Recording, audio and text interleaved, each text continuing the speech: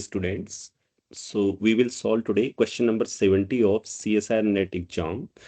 And ये question बहुत ही अच्छा क्वेश्चन है और इसमें वे सब चीजें यूज होंगी जैसे कि आप देखेंगे TFR 2025 का जो एग्जाम था इससे पहले उसमें एक क्वेश्चन आया हुआ था, उसको मैंने डिस्कस किया गया है एक वीडियो में। उसको मैं यहाँ टैग कर दूंगा, ठीक है, आप लोग देख सकते हैं और कमेंट में पूछ भी सकते हैं यदि आपको वह वीडियो नहीं मिले तो उसमें एक चीज आप देख लीजिएगा जो बीच में मैं रेफर करूंगा। ओके। और कैसे प्रीवियस ईयर क्वेश्चंस, ओके। और मैंने उसे एक उसमें भी डिस्कस किया हुआ है लेक्चर में, बेनेक फिक्स पॉइंट थ्योरम वाला मैट्रिक्स स्पेस में जो लेक्चर है उसमें उस प्रॉब्लम को डिस्कस किया है, उसमें मैं बीच में यूज करूंगा उसको, वहां पे आप जाके देख सकते हैं, दोनों लेक्चर्स को टैग कर दिया जाएगा। और देखिए आप किस तरीके से प्रीवियस ईयर प्रॉब्लम्स, TFR के प्रीवियस ईयर प्रॉब्लम इसमें हेल्पफुल है, ठीक है, आप देख पाएंगे आगे इसके सॉल्यूशन में। तो इसी तरीके से सारे प्रीवियस ईयर पेपर जो सॉल्यूशंस हैं बहुत सारे एग्जाम्स के, TIFR, NBHM या CSIR नेट गेट, इन सब के, उनको आप देख सकते हैं। बहुत सारे एग्जाम्स की कंप्लीट प्लेलिस्ट अवेलेबल है, उसको देखना चाहते हैं तो आप सिर्फ एक मैथमेटिक्स की 199 की मेंबरशिप लेके ज्वाइन होने के बाद देख सकते हैं, ठीक है। उसके लिए आपको होम पेज में जाना होगा, होम पेज में आपको सभी चीजें दिखाई देंगी, सारे एग्जाम्स के सॉल्यूशन। और ज्वाइन करने के लिए आपको नीचे केवल ज्वाइन बटन में क्लिक करके ज्वाइन होना है, ठीक है। चलिए स्टार्ट करते हैं। सो क्या कहता है question, let C01 B the R vector space of real valued continuous functions equipped with the sup norm. Okay, ये आपको नॉर्म डिफाइन करके दी है। So C we have operator T C01 to 01 defined by this. Okay, ये operator define किया गया है और Tn is n times composition which of the following statements are true। Okay, option by option चलते हैं। चलिए तो पहला ऑप्शन करते हैं। पहला ऑप्शन बहुत आसान है, देखो क्या बोल रहा है कि there exist alpha between 0 to 1 such that for all f and g C01 this happens, right। सो इसको निकालने के लिए इसको निकालने की कोशिश करते हैं पहले, ठीक है। सो हमारे पास क्या आएगा, चलिए पहला option, so norm of, okay मैं यहां से लिखना शुरू करता हूं। Option 1, norm of TF minus TG, मैं TF TG लिखूंगा, ओके, पेरेंथेसिस नहीं लिखूंगा। So TG is equal to norm of this function, right, 0 to x ft minus gt। तो ये ध्यान रहे ये फंक्शन x का फंक्शन है, ओके, जो आपके पास ये आएगा ओवरऑल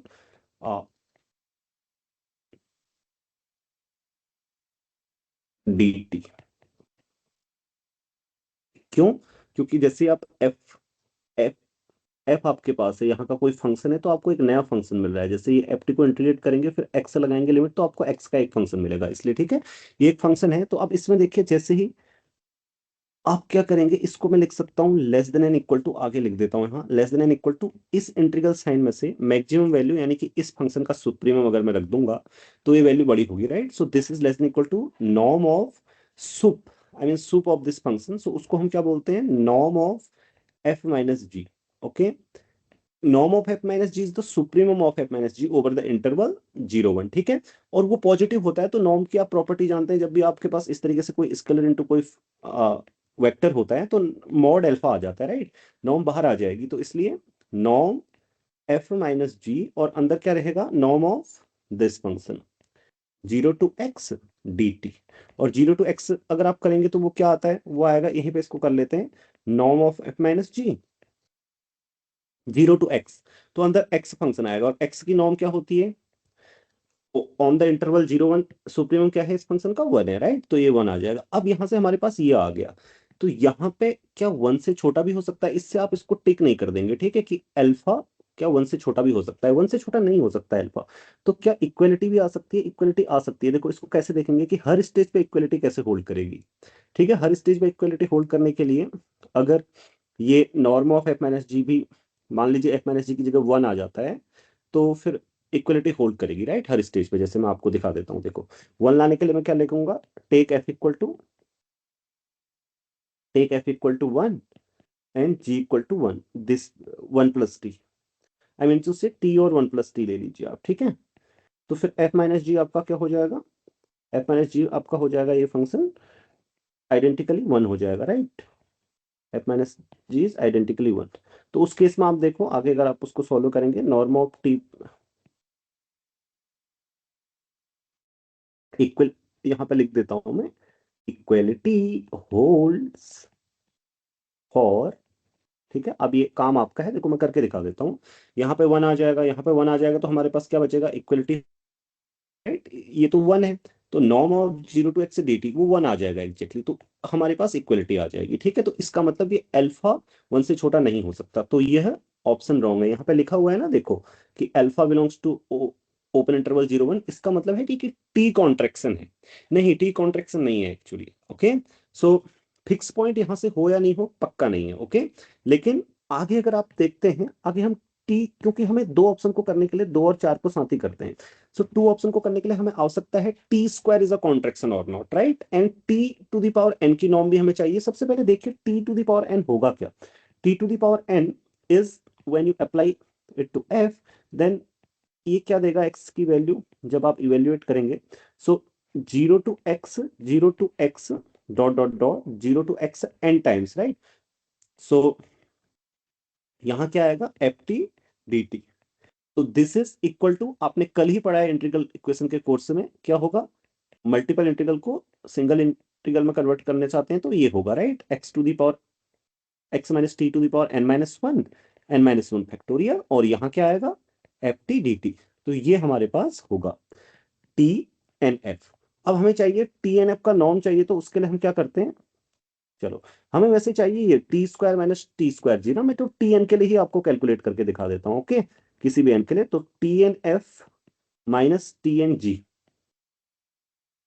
ओके, का नॉर्म क्या आएगा, less than, sorry, equal to, दोनों को अंदर सॉल्व कीजिए, t n minus t N f क्या आएगा, F t N of F minus g, right, t N of F minus ji is zero to x, x minus t to the power n minus one, n minus one factorial, and then here you will get F T minus G T, इसको ऐसे लिख दीजिए D T, right. ये आप calculate कर सकते हैं, इसमें बहुत भारी काम नहीं है, ठीक है। क्योंकि ये क्या होगा, देखो T N of F minus G, और एफ माइनस जी पर टी एन अप्लाई करेंगे तो ये आएगा, सिर्फ यहाँ पे एफ माइनस जी आ जाएगा, वही मैंने लिखा हुआ है, ठीक है। सो अब आके देखेंगे, अब इसमें से हम क्या करेंगे, इसकी मैक्सिमम वैल्यू रख देंगे इस फंक्शन की, okay, when t is in between close interval zero to one. तो इसका सुप्रीमम जो होगा, वो सुप्रीमम इसका नॉर्म है, जैसे कि मैंने ऊपर आपको बताया, तो this is less than equal to norm of F minus ji, okay, बाहर आ जाएगा, और अंदर क्या रहेगा, norm of this function zero to x and n minus one factorial को भी बाहर ले सकते हैं नॉर्म से, zero to x x minus t to the power n minus one, और इसको इंटीग्रेट करना तो आप जानते हैं, ये इंटीग्रेट करना बड़ा आसान है, right, norm of F minus g n minus one factorial, और इसको इंटीग्रेट करने के बाद क्या आएगा, तो x minus t t, sorry x को कांस्टेंट देखेंगे, ठीक है, तो एक्स माइनस टी की पावर एन आएगा over n factorial, sorry n आएगा ओनली नीचे, और यहाँ माइनस का साइन आएगा, वो माइनस का साइन नॉर्म की वजह से प्लस हो जाएगा, ठीक है। तो ओवरऑल जो आएगा, यहाँ मैं लिख देता हूँ, जो एन आता है उसको इसमें एडजस्ट कर देते हैं, एन फैक्टोरियल, और आगे हमारे पास क्या आएगा, वो आएगा, इसमें लिमिट लगानी होगी आपको, एक्स माइनस टी की पावर एन माइनस वन में, और माइनस एडजस्ट हो गया नॉर्म के साथ, ठीक है। इस फंक्शन का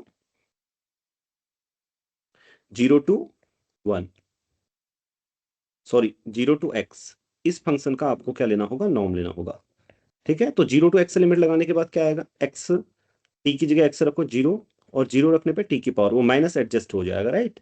तो ये आ जाएगा ओवरऑल एक्स की पावर एन आएगा। सो यहाँ मैंने n माइनस वन लिख दिया था, सो मैं एक बार और बोल देता हूँ, ये ऐसे हो जाएगा, x माइनस टी की पावर n by n factorial, sorry n होगा, n को मैंने इधर ले लिया, x माइनस टी में लिमिट लगेगी अंदर, राइट, जीरो टू एक्स, तो वो आ जाएगा x to the power n। और x to the power n की नॉर्म क्या होती है, क्या होता है x to the power n का supremum over interval zero one, वो वन होता है, राइट। तो हमारे पास ये आ गया, इसका मतलब हमारे पास t2 के लिए क्या आएगा, so for t2 we have this, right, t2 we have, अब आपके लिए एक क्वेश्चन में छोड़ दे रहा हूं, उसकी आवश्यकता एक्चुअली नहीं है यहाँ पर, कि क्या T to the power n का एग्जैक्ट नॉर्म क्या होगा, ठीक है, वन बाई एन फैक्टोरियल होगा या इससे छोटा होगा, ठीक है, वो आप देख सकते हैं। तो यहाँ पे देखें आप, हमारे पास टी स्क्वायर इज कॉन्ट्रेक्शन आ गया ना, और मैंने आपको क्या बोला, अभी मैं एक रेफर करूंगा ना, तो नीचे आप इसी वीडियो में ठीक है, ऊपर आई बटन में क्लिक करेंगे तो वो क्वेश्चन देख पाएंगे। अगर एक्स कोई कंप्लीट मेट्रिक स्पेस है, if you have a complete metric space x and you have a map which is contraction, no sorry, T is a map from x to x and T to the power N is a contraction, n कोई fix है, तो फिर T का भी unique fix point होता है। T F R में आया हुआ क्वेश्चन भी है, राइट? वो आपने देखा भी हो सकता है, नहीं देखा है तो देख लेंगे ऊपर आई में क्लिक करके, ठीक है। तो इसका मतलब this implies T has a unique fix point, T has a unique fix point. और इसका solution H T square is contraction, contraction मैं यहां पर लिख देता हूं टी आई एफ आर 2025, ठीक है। प्ले लिस्ट चेक कर लेंगे उसमें कौन सा क्वेश्चन नंबर है, कमेंट कर देंगे, ठीक है स्टूडेंट्स, आप देखेंगे तो क्वेश्चन नंबर कमेंट कर देना। चलो, सो इसका मतलब ये देखो, तीसरा ऑप्शन यही पूछा था ना, the set is a singleton set, तो ये भी सही है और ये भी सही है। देर इज अल्फा बोला था ना, अल्फा की जगह 1/2 आएगा, ठीक है। T square is contraction and T has a unique fix point. And अब आते हैं norm T n goes to infinity. देखो यहां से हमें क्या पता चलता है, यहां से पता चलता है, देखो norm of T n is less than and equal to also norm of T n. अब इसके जी की जगह जीरो रख दीजिए, ठीक है, अगर नॉर्म चाहिए आपको टी एन का तो जी की जगह जीरो आ जाएगा।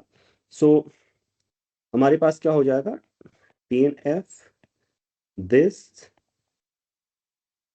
Is less than and equal to 1/n norm of f. Okay, this implies norm of T n क्या हो जाएगी, देखो अब आपको पता होना चाहिए, ये आपको पता होगा।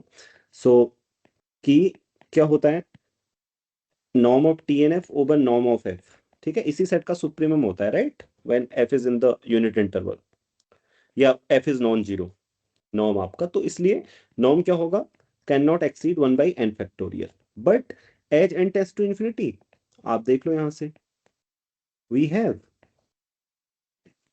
यहां से सैंडविच लेम्मा से हम बोल सकते हैं कि norm of T n tends to zero as n tends to infinity, इस तरीके से ये कंप्लीट हुआ, ठीक है सॉल्यूशन।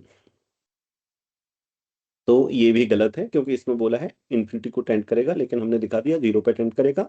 ये सिंगलटन सेट होगा फिक्स पॉइंट, ये सही है, और टी स्क्वायर कॉन्ट्रैक्शन है, ये सही है। देखो ये तो आपको एग्जाम में भी पता होना चाहिए, क्यों, क्योंकि अगर टू सही होगा तो ना एग्जाम में थ्री अपने आप फॉलो होता है, क्योंकि टी स्क्वायर कॉन्ट्रैक्शन है तो फिर टी भी, टी के पास यूनिक फिक्स पॉइंट होना चाहिए। तो कुछ चीजें अगर आपको पहले से पता हो तो कितना हेल्पफुल होता है, देखो ठीक है, इसमें बहुत कुछ खास है नहीं कैलकुलेशन, सिर्फ इतनी कैलकुलेशन है, एक बार आप रियलाइज कर लें कि टी स्क्वायर कॉन्ट्रैक्शन है, ये वाली चीज अगर आप रियलाइज कर लें, you are I mean done almost, right.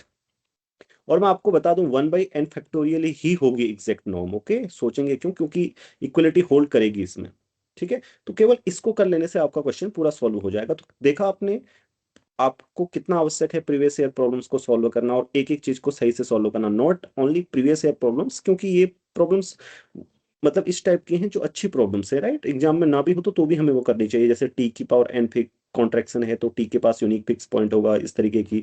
और ये इंटीग्रल इक्वेशन में आपने सीखा है ना, तो ज्यादा से ज्यादा सिलेबस कवर करने पे कितना लाभ होता है, ठीक है।